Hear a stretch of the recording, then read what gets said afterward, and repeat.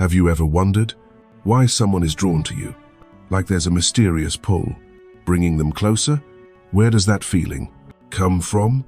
Is it your smile, your confidence, or something deeper, quietly at work? I used to wonder too, and then I found answers in the profound ideas of Carl Jung, a psychologist who changed how we understand love. Jung said, "Love isn't just a random spark, number. It's like a story written deep in our souls, from the hidden corners of our unconscious." Today, we'll explore together why people love you through 4 powerful aspects of Jung's theory. This isn't just about romantic butterflies. It's about how you and those around you unknowingly become mirrors, reflecting the missing pieces of each other's souls. You'll see, love isn't just an emotion. It's a journey, leading you to yourself, to the fullest version of you. Stay with me, because in the next few minutes, we'll uncover secrets about how your psyche and theirs intertwine to create an irresistible attraction. And I promise, by the end of this video, you'll see love and yourself in a completely new way. If you're ready, hit the like button and let's begin. We'll dive deep into the inner world, where love truly starts. Part 1. Projection. You are the mirror of what they lack. Imagine, you walk into a room and someone looks at you like you're the piece they've been searching for all their life. Where does that feeling come from?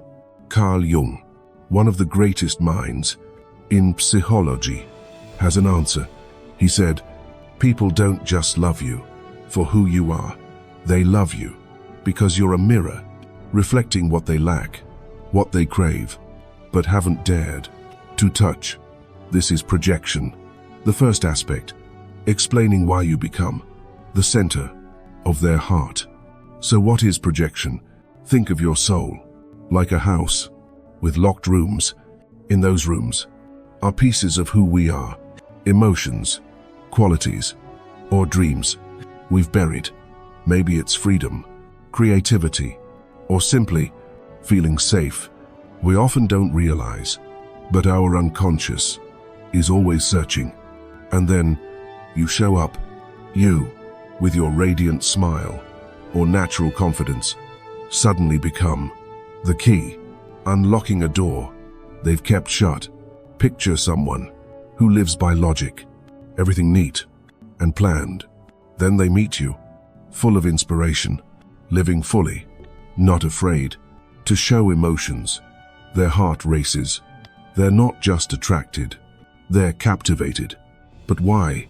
Not because you're perfect, but because you, unknowingly, embody a part of them, a part they've suppressed.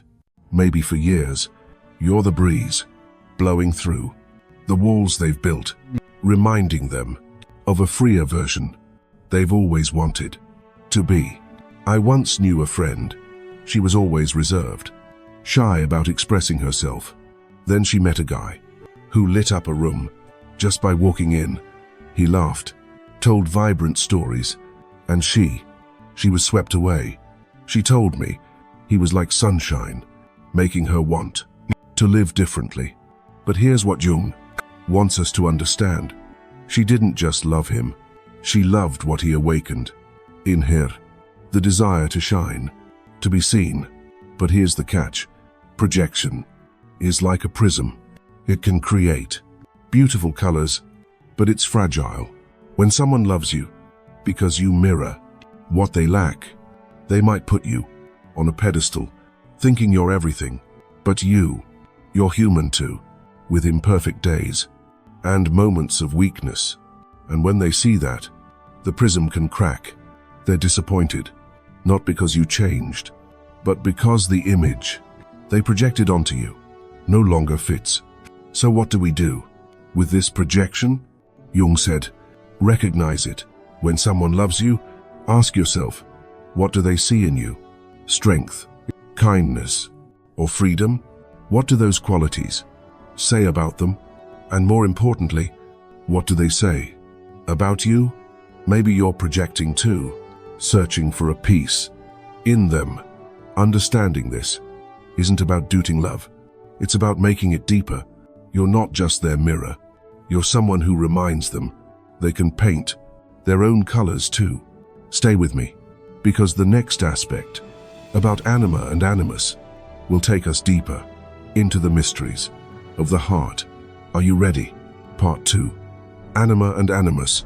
You awaken their archetypal image. So we've seen, you can be a mirror, reflecting what someone lacks.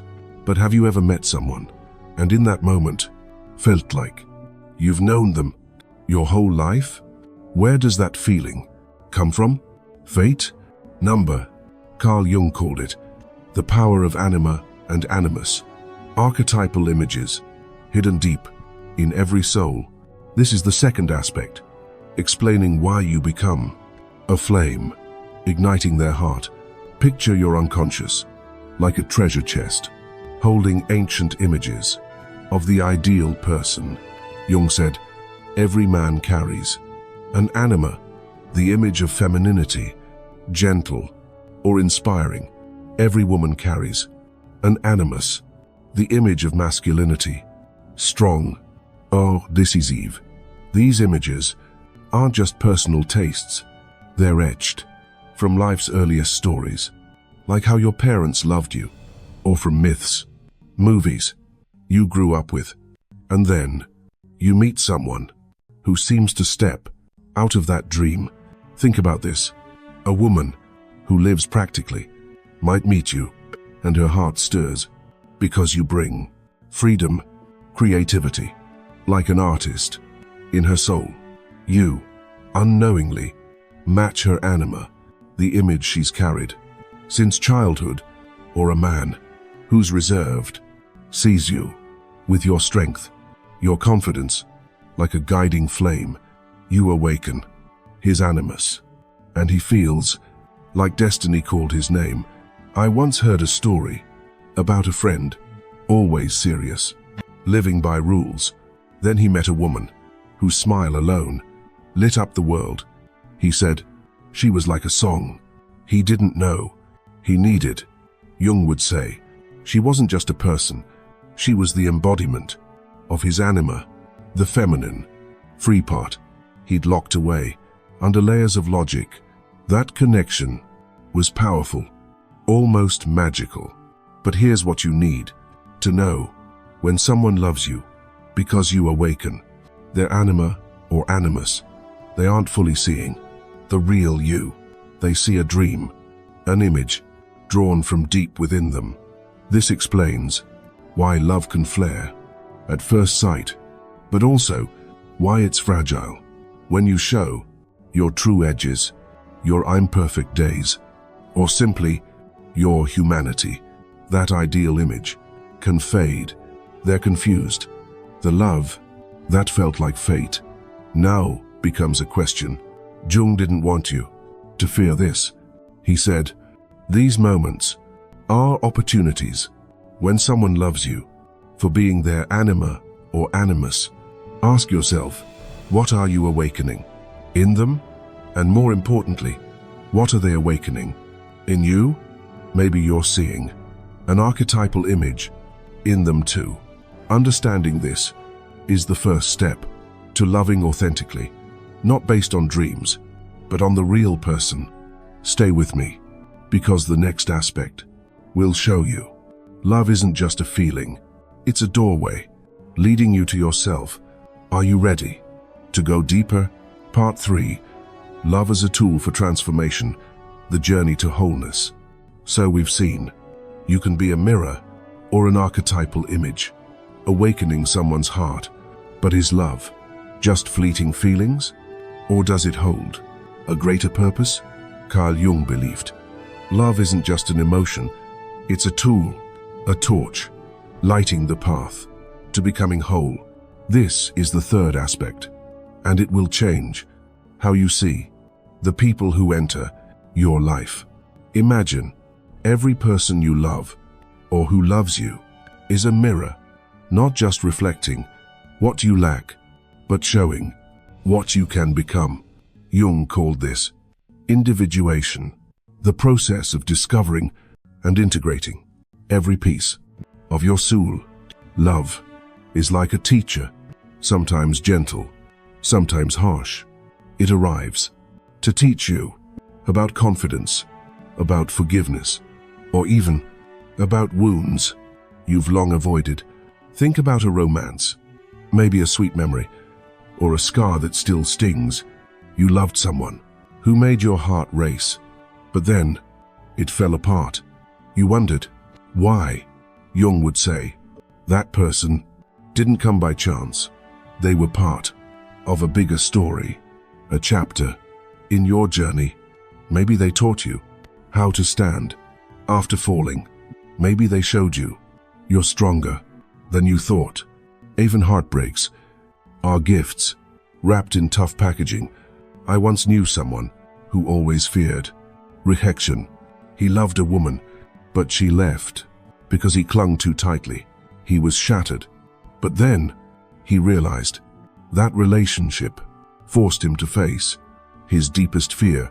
He started learning to love himself before loving another. Jung called these moments synchronicities, encounters with profound psychological meaning. That person wasn't just a lover. They were a catalyst, pushing you closer to your best self. But it's not just about those you love. Those who love you are on their own journey. When someone's drawn to you, maybe for your strength or the safety you bring, they're seeing a piece they need.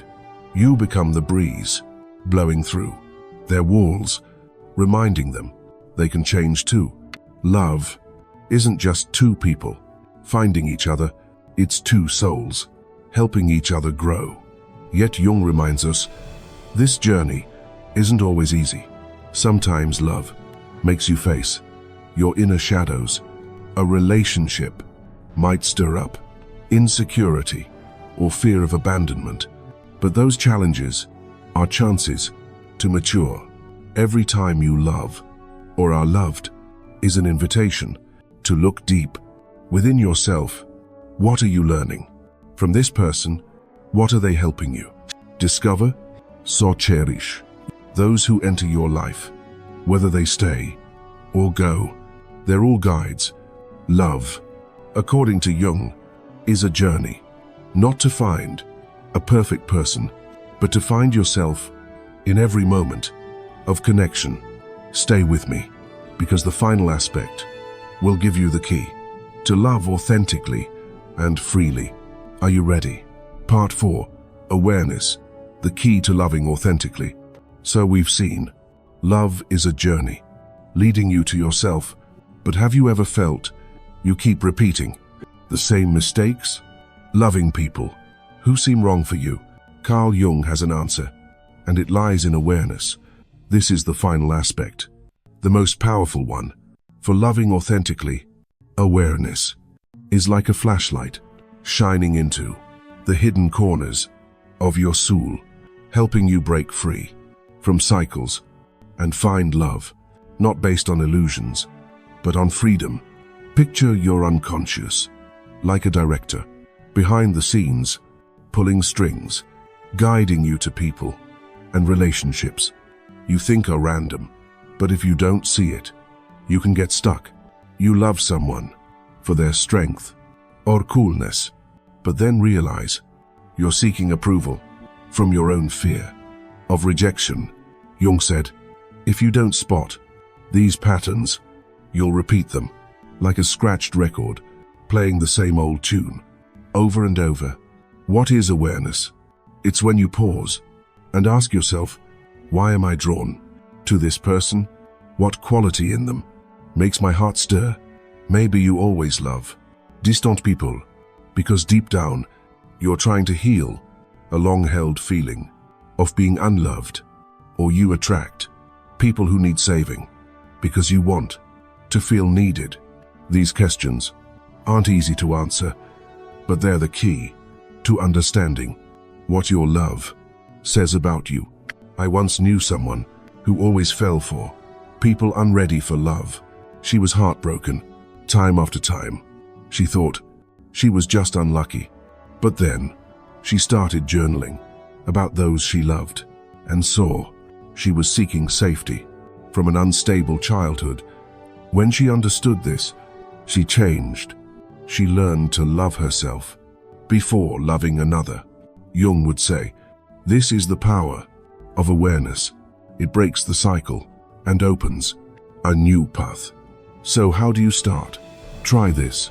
The next time you feel a spark or someone's drawn to you, take a deep breath and ask yourself, what part of me is being awakened? If you love their strength, are you craving strength in yourself? If they love your kindness, are they seeking the kindness they've buried? These questions are a like light, helping you see clearly, both you and them. Awareness doesn't just help you love the right person, it helps you become whole. When you understand your archetypes, your projections, you stop looking for someone to fill a void. You start building an authentic love, not based on need or dreams, but on acceptance and freedom. You love not because you need them. You love because you choose them and choose yourself. Authentic love, according to Jung, isn't about finding a perfect person. It's a journey to awaken the parts of you waiting to be seen. So grab the flashlight of awareness, shine it on your soul, and love with all your sincerity. Stay with me for the conclusion to see how love can transform you. Are you ready? So we've explored together 4 profound aspects of why people love you, from mirrors of projection to archetypal images, from the journey to wholeness to the power of awareness. Carl Jung showed us love isn't just a random spark. It's a doorway leading you to the deepest corners of your own soul. That feeling when your heart stirs, or when someone looks at you like you're their whole world. It's not just about them, it's about you and the journey to discover the best version of yourself. Try this. The next time you feel love or are loved, pause it, take a deep breath, and ask yourself, what part of me is awakening right now? Love isn't about finding a perfect person. It's about finding yourself in every moment of connection. Let each relationship, sweet or painful, become a step bringing you closer to freedom and authenticity. If these ideas touched you, share your story in the comments. I'd love to hear about the moments that changed you. Don't forget to hit like and subscribe to keep uncovering the mysteries of the mind and heart. If you want to dive deeper, join our community on social media for exclusive content. Thank you for being here with me on this journey. Remember, true love starts with you. See you in the next video.